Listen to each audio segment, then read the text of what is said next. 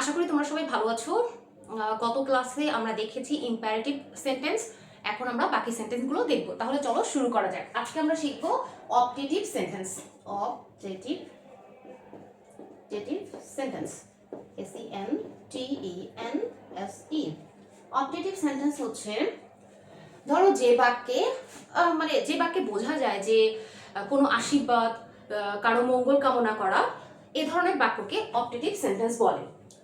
এখানে সাধারণত বক্তা যখন অন্যের মঙ্গল কামনা করেন অথবা নিজের মনের অপূর্ণ ইচ্ছা প্রকাশ করেন, সেটাই হচ্ছে অবজেক্টিভ সেন্টেন্স। চলো আমরা তাহলে উদাহরণের মাধ্যমে দেখে নিই। ওকে, আমরা প্রথমে দেখব কি স্ট্রাকচার। ওকে, এটার স্ট্রাকচার হবে হচ্ছে ওকে মে অথবা লং অথবা wish plus subject plus verb plus object then full stop. দেখো এটা হচ্ছে স্ট্রাকচার, CTURE। Okay, structure. এই অবজেক্টিভ সেন্টেন্সের স্ট্রাকচার হচ্ছে এটা, অর্থাৎ যখন এই সেন্টেন্সটি শুরু হবে তখন দেখো কি দ্বারা শুরু হবে, হয় মে থাকবে, না হলে লং থাকবে, সামনে উইশ থাকবে, তারপরে সাবজেক্ট থাকবে, তারপরে ভার্ব থাকবে, তারপর যা থাকে অবজেক্ট অথবা এক্সটেনশন যেটাই বলো, বাকি অংশ আর কি, এবং শেষে একটা ফুল স্টপ থাকবে। আর বেশিরভাগ ক্ষেত্রে তোমরা দেখবে যে এই মেটাই বেশি ইউজ হয়, বাকিগুলো দেখাবো, কোনো সমস্যা নেই। মেটাই বেশি ইউজ হয় এবং লাস্টে হচ্ছে ফুল স্টপ থাকে। আর বাক্যে কি তারপরে, অর্থাৎ মে লং উইশ, এরপরে সাবজেক্ট থাকবে, ভার্ব থাকবে, অবজেক্ট থাকবে, শুধু মেটাই বেশি ব্যবহার করা হয়। এবং যখন যখন বাক্যে কখনো বেশি আবেগ প্রকাশ করে তখন শেষে এক্সক্লেমেশন মার্ক থাকতে পারে। চলো কিছু উদাহরণের মাধ্যমে তাহলে দেখে নিই। ওকে, যেমন মে ইউ লিভ লং, মানে তুমি দীর্ঘজীবী হও। দেখো মে দ্বারা শুরু হয়েছে, তারপর সাবজেক্ট, তারপর ভার্ব, তারপর বাকি অংশ ফুল স্টপ। এই যে দেখো মে দিয়ে বেশিরভাগ সময় এই বাক্যটা কি হয়, শুরু হয়। তাহলে মে ইউ লিভ লং, অর্থাৎ অন্য কারো মঙ্গল কামনা করতেছে, এটাই হচ্ছে অবজেক্টিভ সেন্টেন্সের বৈশিষ্ট্য। অন্য কারো মঙ্গল কামনা করবে, অথবা আমি আমার নিজের অপূর্ণ ইচ্ছা প্রকাশ করব, ব্যক্ত করব, এটাই হচ্ছে অবজেক্টিভ সেন্টেন্স। আসো আরো কিছু উদাহরণ দেখা যাক। May Allah bless you। দেখো মে আল্লাহ ব্লেস ইউ, অর্থাৎ আল্লাহ তোমার মঙ্গল কামনা করুক, মানে আমি আরেকজনকে বলতেছি, তাকে আমি কি আশীর্বাদ করতেছি, সেটাই হচ্ছে এই অবজেক্টিভ সেন্টেন্সের বৈশিষ্ট্য। দেখো প্রথমে মে দ্বারা শুরু হয়েছে, তারপর আল্লাহ হচ্ছে সাবজেক্ট এখানে, তারপর বাকি অংশ ভার্ব, তারপর বাকি অংশ, এটা হচ্ছে অবজেক্টিভ সেন্টেন্স। আসো আরো কিছু উদাহরণের মাধ্যমে দেখা যাক। মে আওয়ার প্রেসিডেন্ট লিভ লং। দেখো মে আওয়ার প্রেসিডেন্ট লিভ, এটা হচ্ছে ভার্ব, এটা বাকি অংশ, আর হচ্ছে ফুল স্টপ। দেখো বাক্যটি মে দ্বারা শুরু হয়েছে, মে আওয়ার প্রেসিডেন্ট লিভ লং, মানে আমাদের রাষ্ট্রপতি দীর্ঘজীবী হন, মানে আমরা সবাই দোয়া করতেছি বা আশীর্বাদ করতেছি, তার মঙ্গল কামনা করতেছি যে সে অনেক দিন বাঁচুক। ঠিক আছে, চলো আরো কিছু উদাহরণের মাধ্যমে দেখে নিই।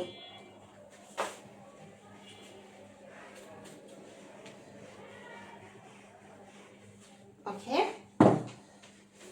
এখন আমরা দেখব, এবার আমরা দেখব লং দিয়ে। ওকে, সরি এমজি, লং লিভ বাংলাদেশ।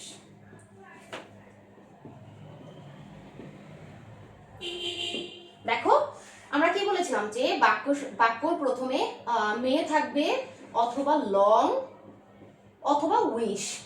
যেহেতু আমরা মে দিয়ে দেখলাম, সুতরাং এখন আমরা লং দিয়ে দেখতেছি। দেখো লং, তারপরে হচ্ছে কি লং, তারপর হচ্ছে বাকি অংশ, তারপর বাকি অংশ, লং ভার্ব, এখানে সাবজেক্ট আমি দেইনি, লং সাবজেক্ট বসতেও পারে নাও বসতে পারে, তবে সাবজেক্ট বেশিরভাগ সময় বসে। তো আমি দেখতেছি লং লিভ বাংলাদেশ, অর্থাৎ বাংলাদেশ, ওকে ঠিকই তো আছে, হ্যাঁ, লং লিভ বাংলাদেশ, অর্থাৎ বাংলাদেশ চিরজীবী হোক, এটা বলতেছে। আসো আরো দেখা যায় লং লিভ দ্য কিং। দেখো লং দিছি, তারপর ভার্ব, তারপর বাকি অংশ। এখানে সাবজেক্ট থাকতেও পারে, নাও থাকতে পারে। অর্থাৎ আমরা প্রথমে মেয়ে দ্বারা দেখলাম, তারপর লং দ্বারা দেখতেছি, অর্থ কিন্তু একই প্রকাশ পাচ্ছে। দেখো লং লিভ বাংলাদেশ, মানে আমরা বলতেছি যে বাংলাদেশ চিরজীবী হোক, এবং লং লিভ দ্য কিং অর্থাৎ কি রাজাটা অনেকদিন বাঁচুক বা থাকুক। আসো আরো কিছু উদাহরণের মাধ্যমে দেখে নিই। ওকে, এটা শেষ। এখন আমরা দেখবো আরো কিছু স্ট্রাকচার আছে, সেই স্ট্রাকচার দেখে নিই। ওকে ওকে ওকে, স্ট্রাকচার 2, স্ট্রাকচার 2। ওকে, এখানে থাকতে পারে হ্যাড ইফ অথবা were plus subject plus be verb plus complement অথবা অবজেক্ট শেষে। দেখো এই বাক্যে অবজেক্টিভ সেন্টেন্সে আমরা প্রথমে দেখেছি একটা স্ট্রাকচারের কাজ, এখন আমরা দেখব দুইটা স্ট্রাকচার, মানে আরো একটা স্ট্রাকচার আছে, মানে এই ধরনের বাক্য হতে পারে অবজেক্টিভ সেন্টেন্সে। মূলত স্ট্রাকচার 1টা দেখা যায় বেশি, তবে এটাও দেখা যায়। সো আমি তোমাদেরকে এগুলোও শেখাচ্ছি। ওকে, দেখো এখানে কি হয়, স্ট্রাকচার 2তে হ্যাড থাকবে সামনে, ইফ থাকতে পারে অথবা ওয়্যার থাকতে পারে, তারপর সাবজেক্ট থাকবে, তারপর কি থাকবে বি ভার্ব থাকবে, তারপর বাকি অংশ, তারপরে ফুল স্টপ। আসো কিছু উদাহরণের মাধ্যমে দেখে নিই, তাহলে বুঝতে সুবিধা হবে। তাহলে কি লিখতে পারি, had I been a king. দেখো প্রথমে আমি হ্যাড দিয়েছি, দেখো হ্যাড থাকতে পারে, ইফও থাকতে পারে, ওয়্যারও থাকতে পারে, তারপর সাবজেক্ট, তারপর বি ভার্ব, তারপর কমপ্লিমেন্ট অথবা অবজেক্ট। দেখো হ্যাড আগে সামনে আসছে, তারপর হচ্ছে সাবজেক্ট, তারপর বিন। এখন বি ভার্ব, যেহেতু আমি হ্যাড বসিয়েছি, আর হ্যাড হচ্ছে কি পাস্ট ফর্ম, সুতরাং এখানে বিন হয়ে গেছে। বি ভার্বের সেই বীর ভার্বের V3 হচ্ছে বিন। দেখো had I been a king, যদি আমি রাজা হতাম, এরকম বুঝাচ্ছে। এই ধরনের স্ট্রাকচারে বাক্যে যখন এমন কিছু চাই যা বর্তমানে আসলে সম্ভব নয়, তখন আমার এই স্ট্রাকচারটা ব্যবহার হয়, দেখো মানে একটু অবাস্তব টাইপ, ঠিক আছে। যখন আমি এমন কিছু চাচ্ছি যেটা আসলে বর্তমানে কোনোভাবেই সম্ভব নয়, তখন এই স্ট্রাকচার 2টা ব্যবহার করা হয়। দেখো had I been a king, মানে আমি বলতেছি যদি আমি রাজা হতাম। আসো আরো কিছু উদাহরণ দেখি। If I were a bird. দেখো এখানে কি আসছে, এই যে আমি একটু আগে হ্যাড দিয়ে দেখাইছি, এখন আমি ইফ দিয়ে থাকতে পারি, মানে এখানে তোমার হ্যাডও থাকতে পারে, ইফও থাকতে পারে, ওয়্যারও থাকতে পারে। দেখো এখানে দিছি ইফ, তারপর সাবজেক্ট, তারপর কি ভার্ব, তারপর বাকি অংশ, তারপর ফুল স্টপ। দেখো if I were a bird, এটাও কিন্তু একটা কাল্পনিক, মানে এখানে বলা হয়েছে যে আমি যদি কি পাখি হতাম, এটা তো অসম্ভব, তাই না। এই যে যখন কাল্পনিক কোনো কিছু প্রকাশ করে, তখন এই ধরনের স্ট্রাকচার দেখা যায়, এই ধরনের বাক্য দেখা যায়। তখন হ্যাড ইফ ওয়্যার দিয়ে শুরু হয়, তারপর সাবজেক্ট শুরু হয়, তারপর বি ভার্ব থাকে, তারপর কমপ্লিমেন্ট অবজেক্ট। আসলে আমাদের আরো কিছু ইনফরমেশন দেই, এখানে অনেকে হয়তো বুঝবে না, কারণ অনেকে জানে না বিষয়টা, আমি ক্লিয়ার করে দিচ্ছি।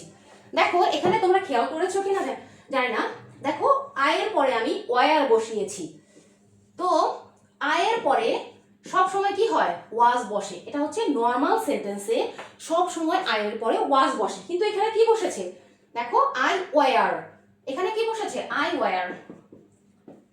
যখন এই ধরনের বাক্য দেখবে যে আই ওয়্যার বসেছে, মানে এটা হচ্ছে কি কাল্পনিক একটা বাক্য, যেটা আমি চিন্তা করতেছি যদি আমি এটা হতাম, এরকম টাইপ বোঝাচ্ছে। তখন সবসময় সাবজেক্ট যাই হোক না কেন, ধরো এখানে আই ওয়াজ সবসময় হয়, যেমন হি, শি, এগুলোর পরে সবসময় ওয়াজ বসে। কিন্তু এখানে সাবজেক্ট যাই হোক না কেন, দেখো I, he, she, we, anything, যে কোনো সাবজেক্ট হোক না কেন, তারপরে কি বসে, ওয়্যার বসে সবসময়। তখন সেটা কাল্পনিক কিছু ঘটনাকে বোঝায়, যেটা বর্তমানে আসলে সম্ভব নয়। আসো আর কিছু একটু দেখাই, আরো ইনফরমেশন আছে।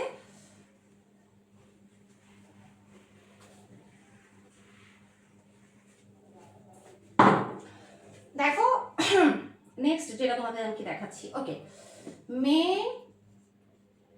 গড, ওকে মে, ঠিক আছে, মে গড ব্লেস ইউ। আমি তোমাদেরকে প্রথম স্ট্রাকচার এটা দেখাইছিলাম যে মে দ্বারা শুরু হয়েছে, তারপর সাবজেক্ট, তারপর ভার্ব, তারপর বাকি অংশ। দেখো এটা কিন্তু সেটাই বুঝাচ্ছে যে মে গড ব্লেস ইউ, আল্লাহ তোমার মঙ্গল করুক। ওকে, এটা কিন্তু আশীর্বাদ পূর্ণ কথা, মানে মঙ্গলজনক কথা, মানে যে ওকে। তারপর দেখো এখানে কিন্তু এখানে একটা জিনিস দেখতে হবে যে আধুনিক ইংলিশে এই মেয়েটা অনেক সময় উজ্জ্বল থাকে, মানে হিডেন থাকে, সেটা প্রকাশ করে না। তখন কি লেখে দেখো, যে গড ব্লেস ইউ, এ ধরনের বাক্য লেখা থাকে। দেখো এখানে শুধু মেয়েটা কি উজ্জ্বল থাকে, কিন্তু এটা লিখে না ওরা, এটা তোমাকে ধরে নিতে হবে। যদি তুমি এ ধরনের কোনো বাক্য দেখো, গড ব্লেস ইউ, অর্থাৎ গড ব্লেস ইউ, আল্লাহ তোমার মঙ্গল করুক, এই যে এই ধরনের বাক্যগুলো তোমাকে দেখে বুঝতে হবে যে এটা কি আশীর্বাদ বোঝাচ্ছে, কারো ইচ্ছা বোঝাচ্ছে, নাকি কারোর জন্য মঙ্গল কামনা করা বোঝাচ্ছে, তখন বুঝতে হবে সেটা অপটেটিভ সেন্টেন্স। ওকে, চলো আরো কিছু নতুন নতুন ইনফরমেশন আছে এই সেন্টেন্স নিয়ে তোমাদেরকে তাহলে দেখাই।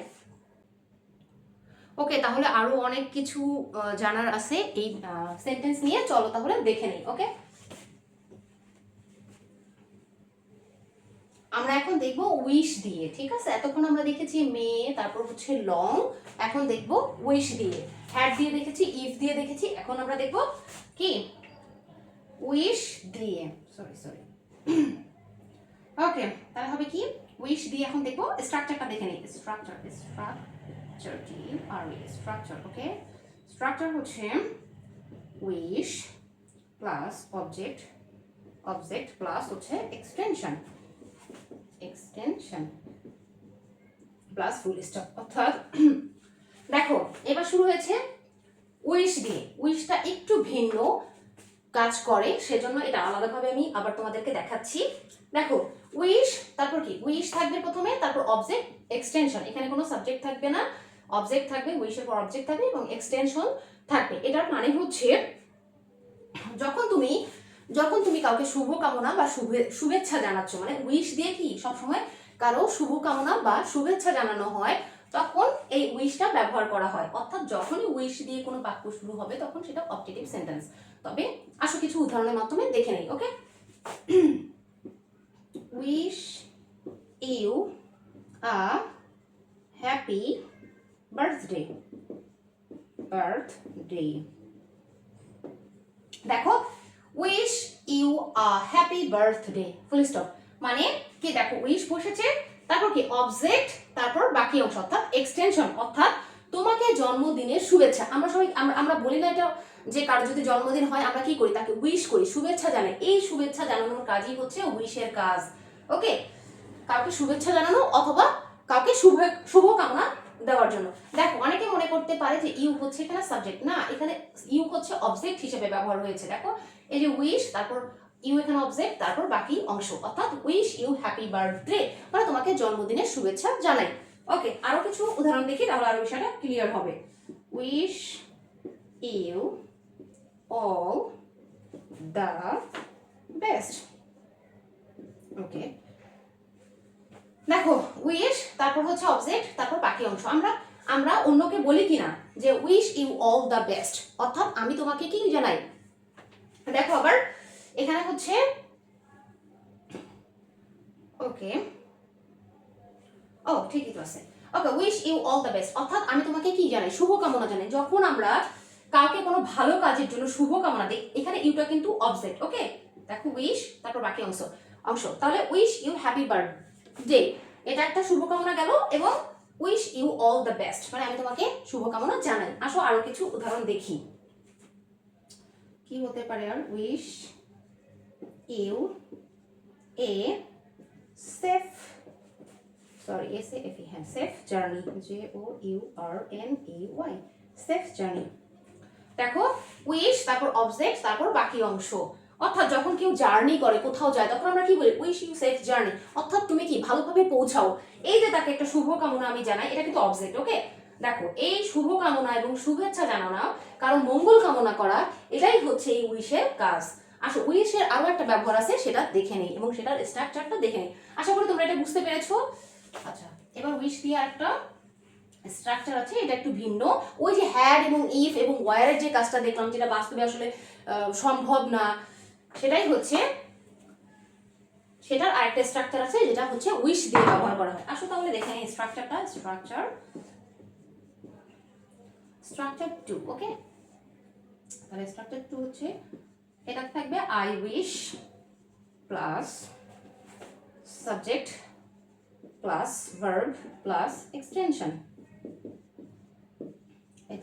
অর্থাৎ বাকি অংশ। ওকে, দেখো এখানে কি হবে, সবসময় আই উইশ দিয়ে শুরু হবে, তারপর সাবজেক্ট থাকবে, তারপর ভার্ব থাকবে, তারপর বাকি অংশ থাকবে এবং ফুল স্টপ থাকবে। এই স্ট্রাকচার 2 প্রথমটা আমি যে স্ট্রাকচার তোমাদেরকে দেখালাম উইশ যেটাতে আছে, সেটা তুমি অন্যকে শুভকামনা জানাচ্ছ, অন্যকে শুভেচ্ছা জানাচ্ছ, তখন ওইটা উইশ ব্যবহার হয়।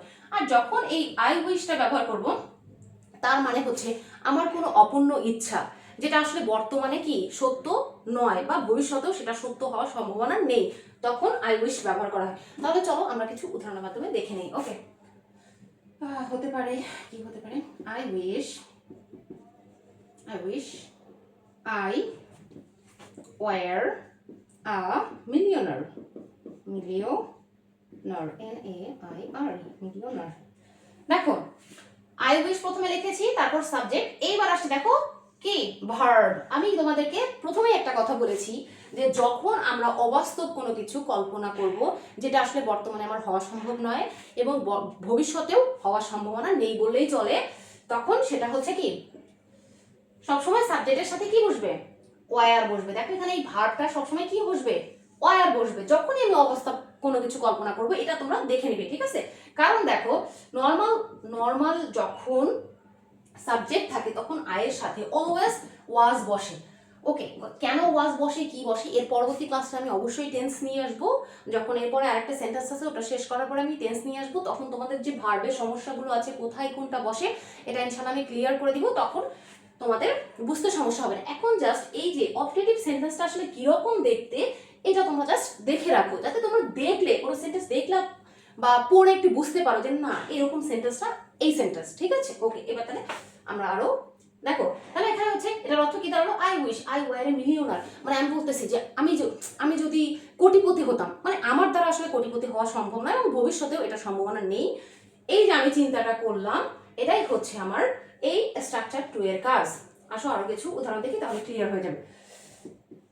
আই উইশ I could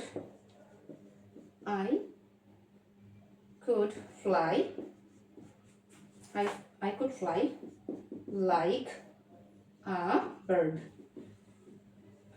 ওকে, দেখো আই উইশ তারপর সাবজেক্ট, তারপরে কুড বসেছে। এখানে কুডও বসতে পারে, কুডও যখন বোঝাবে তখনও সেটা কি অবাস্তব সেন্টেন্স, মানে অবাস্তব কিছু বোঝায়। যেমন দেখো I wish I could fly like a bird, মানে আমি বলতেছি ইস আমি যদি পাখির মতো উঠতে পারতাম। এটা কি আসলে সম্ভব? একজন মানুষ হয়ে কি এটা সম্ভব নয়। সুতরাং এটা একটা অবাস্তব সেন্টেন্স। আর এই অবাস্তব সেন্টেন্সটাই প্রকাশ করতেছে হচ্ছে এই উইশ, আই উইশ এবং কি যখনই দেখবা যে I wish subject plus verb extension, কিন্তু এখানে যে কুড বসেছে, যখনই বি ভার্ব বসবে, কুড বসতে পারে কোনো সমস্যা নেই, কিন্তু যখনই বি ভার্ব বসবে এখানে ওয়ারই বসবে, অন্য কোনো বি ভার্ব বসবে না।